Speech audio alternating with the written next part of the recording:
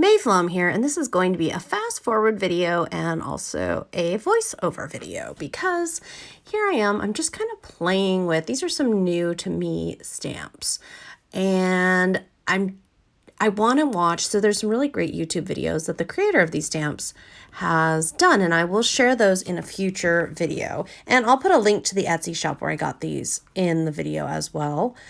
So anyway, before I go and watch what he does with them or how he recommends using them, I really do like just giving myself a moment, no matter what the product is, to try it out and play with it. The only exception I make to this is if it's something like, say, pour medium. I went and watched the video first because I could not possibly understand how to do it beforehand. But something like a stamp where you know what to do, it's a stamp. I give myself a chance first.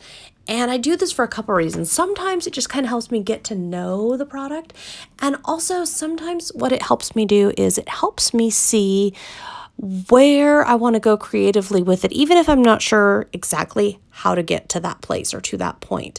And what you see me doing here in this video is I'm just playing with coloring and with ideas running through my head. I'm just kind of letting ideas run through. There's no pressure. This is absolutely one of my projects where I don't have a destination in mind. I'm just kind of wandering, and I have a lot of fun with this. I have not been using my watercolor pens very much or my watercolors very much lately.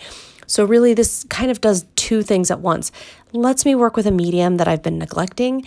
It also allows me to test out this new to me product, see where I want to go with it, get some ideas on what kind of visions I have for it. Right now, I don't have any, so I'm really not sure. I'm wide open.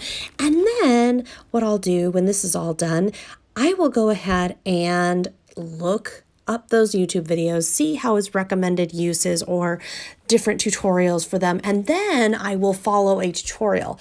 That is actually another really great way that I find. It's actually a reason I want to put more tutorials up on my YouTube channel, not on this specifically, but in general.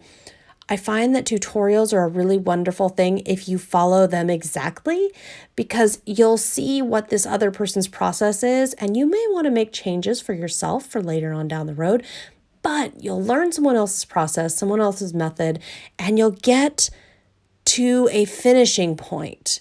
You won't stall out. You'll see it all the way through the finishing point, and then from there you can decide what is a good fit for you. How do you like handling this? What would maybe be better for you? Now, I'll just tell you, obviously, with our blue-haired lady here, I'm trying all different colors and skin tones, and I'm not at all trying to be realistic. I'm just curious about different grays, different browns. How do they interact? When do I get, really pretty colors versus what combinations are going to make really unattractive colors, unattractive to my eye, for whatever purpose I'm kind of coming with. I'm also kind of interested in, how the blending is working or what parts I want to highlight, what parts I want darker. It's all a very interesting process as far as seeing. And here's the big catch, you have to actually do it to figure this out. That's the thing. And that's a huge part of this video series and also just my creative time in general, why I do it.